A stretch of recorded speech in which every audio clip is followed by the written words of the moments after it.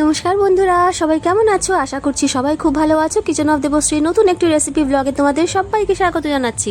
তো আজ আমি আমার কিচেনে রান্না করতে চলেছি দারুণ দারুণ সুস্বাদু একটা রেসিপি, যেটা হচ্ছে নিরামিষের দিনে তোমরা অনায়াসেই বানিয়ে খেতে পারছো, যার নাম হচ্ছে ভেজ বিরিয়ানি। হ্যাঁ, ভেজিটেবল দিয়ে বিরিয়ানি করব। তো আজকে চলো দেখে নিই প্রসেসটা।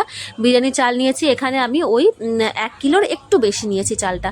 তো দেখো, চালটাকে এখানে ভালো করে আগে ধুয়ে নেব, নিয়ে কিন্তু চালটা ওই আধ ঘন্টা মতো একটু ভিজিয়ে রেখে দেবো। অবশ্যই আমরা জানি যে বিরিয়ানির চালটা আগে থেকে ভিজিয়ে রাখলে কিন্তু খুবই তাড়াতাড়ি হয়ে যায় আর কি, আর ভালো হয়। তো দেখো, এই যে ভালো করে কিন্তু চালটাকে আমি ধুয়ে নেব আর কি। তো নিয়ে তারপরে আধ ঘন্টা মতো এটাকে ভিজিয়ে রাখবো। অপরদিকে দেখো, বিরিয়ানির জন্য যেগুলো আমি নেবো আর কি, যেটা দিয়ে বিরিয়ানিটা আসল হবে ভেজ বিরিয়ানি, সেটার জন্য নিয়েছি সয়াবিন। তো সয়াবিনটাকে যে জল গরম হয়ে গেছে তার মধ্যে দিয়ে দিলাম আমি ওই বড় মানে মোটামুটি মিডিয়াম সাইজের বাটির 1 বাটি মতো সয়াবিন। তো তোমরা অবশ্যই বিরিয়ানির পরিমাণ অনুযায়ী সেই অনুযায়ী তোমরা দেবে। তো দেখো, সয়াবিনটা কিন্তু সিদ্ধ হয়ে গেছে, 5-7 মিনিট পরেই কিন্তু সয়াবিনটা এরকম সুন্দর ফুলে ফেপে উঠেছে। তো এইবারেই কিন্তু ওটাকে নামিয়ে নেবো। নামিয়ে অপর দিকে আমি প্রেশার কুকারের মধ্যে দিয়ে দিচ্ছি আলু সিদ্ধ। আলু, এটাকে বিরিয়ানিতে যেরকম আমরা আলু খেতে, আলু ছাড়া বিরিয়ানি তো আমরা মানে একদম ভাবতেই চিন্তাই করতে পারি না। আলু আমাদের লাগবেই লাগবে। তো একটু নুন আর হলুদ দিয়ে বিরিয়ানিটা মানে আলুটা আর কি সিটি দিয়ে নামিয়ে নেবো। তো দেখো, 2-3টে সিটি দেবো। আর এদিকে সয়াবিনটা নামিয়ে নিয়েছি, তাতে আমি দিয়ে দিলাম একটু নুন, একটু হলুদ আর সামান্য একটুখানি ওই কাশ্মীরি লঙ্কার গুঁড়ো, একটু জাস্ট কালারটা হবে সেই জন্য আর কি দিলাম। তো দেখো, এখানে কিন্তু সয়াবিনগুলোকে আমি ভালো করে জল মানে সিদ্ধ তুলে নেওয়ার পরে একবার ধুয়ে নিয়েছি চিপে, নিয়ে ভালো করে কিন্তু জল ছাড়িয়ে তারপরে হচ্ছে ওই মশলাগুলো মাখিয়েছি। আর এখানে দেখো, চালের মধ্যে দিয়ে দিলাম পরিমাণ মতো নুন, একটু তেজপাতা আর একটু গোটা গরম মশলা, দেখো এলাচ, লবঙ্গ আর দারচিনি, আর সামান্য অল্প একটুখানি তেল দিয়ে দিলাম। ভাতটা যাতে একদম ঝরঝরে হবে, ঘি দেওয়ার প্রয়োজন নেই, সামান্য কিন্তু অল্প ওই কয়েক ফোঁটা আর কি তেল দিয়ে দিলেই কিন্তু ভাতটা ভীষণ ভীষণ ভালো ঝরঝরে হবে, মানে একটুও গায়ে লেগে যাবে না। তো ভাত যদি হতে থাকুক, এদিকে আমি প্রস্তুতি শুরু করে দিই। তো কড়ার মধ্যে তেল দিয়ে দিয়েছি, দিয়ে কিন্তু এর মধ্যে প্রথমেই সেটা ভেজে নেবো হচ্ছে সিদ্ধ করা আলুটা কিন্তু সিদ্ধ বার করে নিয়েছিলাম, মানে 3টে সিটি দিয়েছি আমি, খুব ভালোভাবে কিন্তু সিদ্ধ হয়ে গেছে। একদম যেন আমার গলে না যায় সেদিকে কিন্তু একটু খেয়াল রাখবে, যাতে ভাজা যায়, কারণ বিরিয়ানির এই আলুটা না ভেজে বেশি টেস্ট লাগে। তোমরা একবার অবশ্যই এইভাবে কিন্তু বানিয়ে করে খেয়ে দেখো, তবেই কিন্তু তোমরা এর স্বাদটা বুঝতে পারবে। তো দেখো, একটুখানি গ্যাসটাকে মিডিয়ামে রেখে না খুব ভালোভাবে একটু ঢাকা দিয়ে ভেজে নেবো। তোমরা একটুখানি আলুটার মাঝখানে একটা স্টিক বা একটু কাঁটা চামচ দিয়ে ভালো করে একটু দেখে নেবে যে আলুটা পুরোপুরি ভালোভাবে সিদ্ধ হয়েছে কিনা, সেই বুঝে আর কি একটু ঢাকা দিয়ে ভাজলেই কিন্তু খুব ভালোভাবে আলুটা সিদ্ধ হয়ে ভাজা হয়ে যাবে। তো এখানে দেখো, সেই তেলের মধ্যে আমি আলুটাকে উঠিয়ে নিয়েছি, নিয়ে সেই তেলটার মধ্যে দিয়ে দিলাম সয়াবিনগুলো তো মশলা মাখিয়ে রেখেছিলাম, সেটাকে একটুখানি ভেজে নেব। ভীষণ ভীষণ ভালো স্বাদ আসে এটার, এত অপূর্ব স্বাদ আসে না, না করে খেলে দেখলে মানে তোমরা বুঝতেই পারবে না, এত দারুণ সুন্দর টেস্ট আসে। তো দেখো, সয়াবিনগুলো ভাজা হয়ে গেছে, তার কড়ার মধ্যে আমি আরেকটুখানি তেল দিলাম, দিয়ে কিন্তু একটুখানি হলুদ দিয়েছি তার মধ্যে, দিয়ে এই যে ফুলকপিগুলোকে কিন্তু ভেজে নিচ্ছি। অবশ্যই ভেজ বিরিয়ানি হবে আর ফুলকপি দেবো না, তা কি হতে পারে কখনো বলো?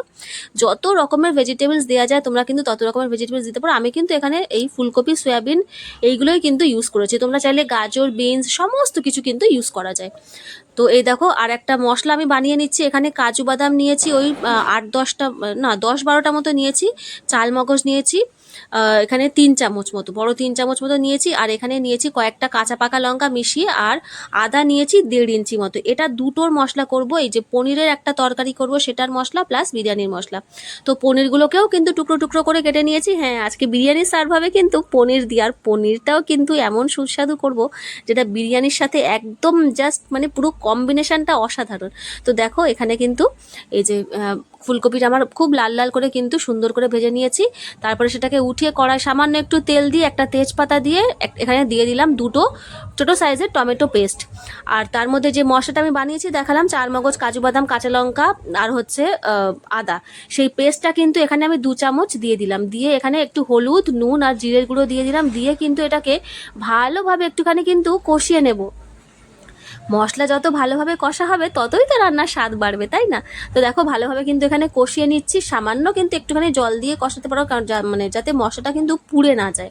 তো দেখো, এর মধ্যে আমি দিয়ে দেবো এই যে এটা কিন্তু দিয়ে দিলাম একটু টক দইটাকে একটু ফেটিয়ে নিয়েছি, নিয়ে কিন্তু এই যে এর মধ্যে দিয়ে দিলাম আমি ওই 3 চামচ মতো টক দই আর কি দিয়েছি। দুটো এত মানে সুবিধা এই জিনিসটা। তোমরা যদি পনিরের তরকারি করো এই মানে পনিরের এই রেসিপিটা এই বিরিয়ানির সাথে একদম মানে ফাটাফাটি, আর খুব কম সময় হয়ে যাবে। কেন, এই যে একই মশলা লাগে। তো দেখো সামান্য একটুখানি চিনি দিয়ে দিলাম। আমি কিন্তু দুদিকেই দুটো মশলা কষাচ্ছি, একদিকে হচ্ছে বিরিয়ানির মশলা, একদিকে পনিরের মশলা কষছে। তো দুটোই কিন্তু সেম, একদম মানে মশলাটা আর কি সেম। তো দেখো এই যে জল দিয়ে কিন্তু আমি এই যে সামান্য একটু চিনি দিয়ে দিলাম, দিয়ে একটুখানি জল দিয়ে ভালোভাবে কষিয়ে নেওয়ার পর দিয়ে দেবো কিন্তু সয়াবিন। এটা কিন্তু বিরিয়ানির যেটা মানে গ্রেভিটা আর কি বানাচ্ছে আর কি, বিরিয়ানির যে সয়াবিন ফুলকপি দিয়ে সেইটাই কিন্তু হচ্ছে। দেখো তো ভাজা সয়াবিন সেগুলো দিয়ে দিলাম, আর এইদিকে ভাজা ফুলকপিও দিয়ে দিলাম। সামান্য অল্প কটা ভাজা ফুলকপি আমি রেখে দিয়েছি, যেটা কিন্তু ওপর থেকে গার্নিশের সময় দেবো। তো এই যে ব্যাস, ফুলকপি আর সয়াবিনটাকে খুব ভালোভাবে কিন্তু এই যে মশলার সাথে একদম মাখিয়ে নিচ্ছি। আর একটুখানি কিন্তু সামান্য জল দেবো, যাতে একটু গ্রেভি হয় আর কি। কেননা একটু গ্রেভি ব্যাপারটা না থাকলে কিন্তু বিরিয়ানির মধ্যে পুরোটা একদম মাখো মাখো হবে না আর কি। সেই কারণে কিন্তু অল্প একটু সামান্য জল দিয়ে দেখো একটু ভালোভাবে মিশিয়ে নিচ্ছি আর কি। তো এটা তো সব দুটোই ভাজা, কোনোটাকেই বেশি সিদ্ধ করা মানে দুটোই একদম রেডি হয়ে আছে। জাস্ট মশলার সাথে গ্রেভিটার সাথে যাতে গ্রেভিটা যেন পুরো পুরি ওই সয়াবিন আর ফুলকপিটার মধ্যে ঢুকে যায়, সেই জন্যই কিন্তু একটুখানি জাস্ট নিয়ে নিচ্ছি। তো দেখো এই যে অপরদিকে কিন্তু এই মশলাটাও কিন্তু আমার একদম রেডি হয়ে গেছে, যেটা আর কি পনিরের মশলা যেটা করেছি আমি। তো সেটাও কিন্তু এবারে এটা দিয়ে দেবো পনিরটা। আর এদিকে দেখো সামান্য একটু দিয়ে দিলাম এই যে বিরিয়ানি মশলা। বিরিয়ানি মশলাটা কিন্তু আমার মানে অলরেডি করা থাকে আর কি বাড়িতে। তো সেটাই সেখান থেকেই ওই সামান্য দিয়ে দিলাম, মানে একদমই অল্প। আর বিরিয়ানিটা আমি এমনভাবে রান্না করছি না আজকে, কোনো রকম উগ্র গন্ধ যারা সহ্য করতে পারে না তারা কিন্তু অনায়াসে খেতে পারবে। কারণ এতে কিন্তু আমি কোনো রকম গোলাপ জল, কেওড়া জল কিচ্ছু ইউজ করবো না। তোমরা যদি চাও, যদি তোমাদের পছন্দ হয় অবশ্যই তোমরা ইউজ করতে পারো, কিন্তু আমি এখানে কিচ্ছু অ্যাড করি, শুধুমাত্র অল্প একটু বিরিয়ানি মশলা কিন্তু অ্যাড করেছিলাম। তো দেখো এখানে এই যে পনিরগুলোও কিন্তু এই মশলার মধ্যে দিয়ে দিলাম। আমার এদিকে পনিরের তরকারিও কিন্তু একদম প্রায় রেডি, জাস্ট একটু গ্রেভিটা হবে। এবার একটু জল দেবো, দিয়ে একটু গ্রেভি বানিয়ে নেবো। নিয়ে দেখো এই যে জল দিয়ে দিয়েছি, জলটা একটু ফুটতে শুরু করেছে, তার মধ্যে ওপর থেকে দিয়ে দিলাম আমি একটু চিলি ফ্লেক্স। খুব সুন্দর, এত সুন্দর স্বাদ হয় না। পোস্ত ছাড়াও যে পনির এত সুন্দর লাগে খেতে, এর আগে কিন্তু আমি কখনো খেয়ে দেখিনি পোস্ত ছাড়া। পোস্ত, কাজু বাদাম, চারমগজ একসাথে দিয়ে করি, কিন্তু আজ কিন্তু পোস্ত ছাড়াই শুধুমাত্র চারমগজ আর কাজু বাদাম পেস্ট করেই কিন্তু দিয়েছি, তাতেই কিন্তু অপূর্ব স্বাদ হয়েছে। এদিকে দেখো ভাতটা হয়ে গেছে, অর্ধেকটা ভাত কিন্তু আমি উঠিয়ে রেখেছি, আর অর্ধেকটা ভাতে দেখো মাঝখানে কিন্তু একটু খালি করেছি, খালি রেখে সেখানে আমি মানে দিয়ে দিলাম একটুখানি ঘি।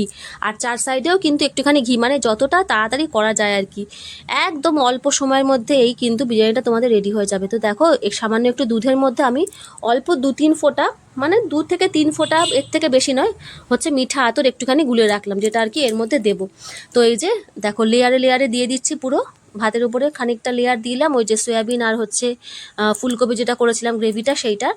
আর একটু সামান্য ওই যে দুধটাও দিয়ে দিলাম, মানে যাতে গন্ধটা আর কি ভেতর অবধি পুরোটা যায়, যেটা নর্মাল আমরা বিরিয়ানির গন্ধ বলে আর কি জানি।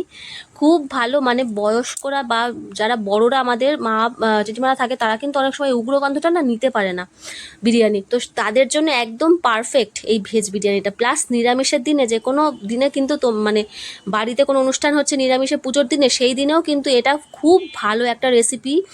অবশ্যই অবশ্যই তোমাদেরকে কথা দিলাম, তোমরা যদি একবার এটা বানিয়ে খাও না, তোমাদেরকে কিন্তু দ্বিতীয়বার বানানোর জন্য অনুরোধ আসবে। এটা এত সুন্দর টেস্টি হয়। তো সব কিছু দিয়ে ভালো করে সাজিয়ে এটাকে আমি 10 মিনিট ফুল আঁচে দমে বসিয়ে রেখেছিলাম। দমে মানে একটা চাটু রেখেছিলাম, যেটা আমরা রুটি করি, সেই চাটুর উপরে হাঁড়িটাকে দিয়ে গ্যাসটাকে বাড়িয়ে 10 মিনিট রেখেছি। রাখার পরে কিন্তু দেখো নামিয়ে নিয়েছি, একদম পুরো ঝরঝরে বিরিয়ানি হয়ে গেছে। তার সাথে সার্ভ করেছি এই যে অসাধারণ স্বাদের এই যে পনিরের তরকারিটা, এত দারুণ সুস্বাদু। তো সবাইকে কিন্তু অনুরোধ করব, এটা একবার কিন্তু হলেও অবশ্যই বাড়িতে বানিয়ে খেও। আর যারা যারা আমার সাথে এতক্ষণ অবধি ভিডিওটাতে রয়েছে, তাদের সবাইকে অনেক অনেক ভালোবাসা আর অনেক ধন্যবাদ এতক্ষণ আমার সাথে থাকার জন্য। আর যারা নতুন বন্ধুরা আমার চ্যানেলে আজকে যুক্ত হয়েছো, যারা দেখছো আমার ভিডিওটা, তো যদি আমার চ্যানেলটাকে সাবস্ক্রাইব না করে থাকো, অবশ্যই আমি অনুরোধ করবো চ্যানেলটাকে সাবস্ক্রাইব করে পাশে থাকার জন্য, এরকম আরও অনেক অনেক নতুন ভিডিও দেখার জন্য। তো আজ আমার রেসিপিটা কেমন লাগলো তোমরা কিন্তু অবশ্যই কমেন্ট করে জানিও। আর অবশ্যই কিন্তু নিজেরা বাড়িতে বানিয়ে তারপরে আমাকে একবার কমেন্ট করো যে দিদি ভাই সত্যি কিন্তু তুমি যেটা বলেছো সেটাই ঠিক, একদম মারাত্মক টেস্টি হয়েছে। আমার বর তো খেয়ে বললো যে না না, চিকেন বিরিয়ানির থেকেও কিন্তু অসাধারণ স্বাদ হয়েছে এটা খেতে, জানি না কেন। আর খুব মানে সারপ্রাইজিংলি আমার মেয়েরও ভীষণ ভালো লেগেছে, কারণ সে কিন্তু ভেজটা যতটা খেতে চায় না, কিন্তু বললো মা বিরিয়ানিটা দারুণ সুন্দর টেস্টি হয়েছে। তো সবাইকে অনেক অনেক ভালোবাসা, সবাই খুব ভালো থেকো, সুস্থ থেকো, দেখা হচ্ছে পরের একটা ভিডিওতে।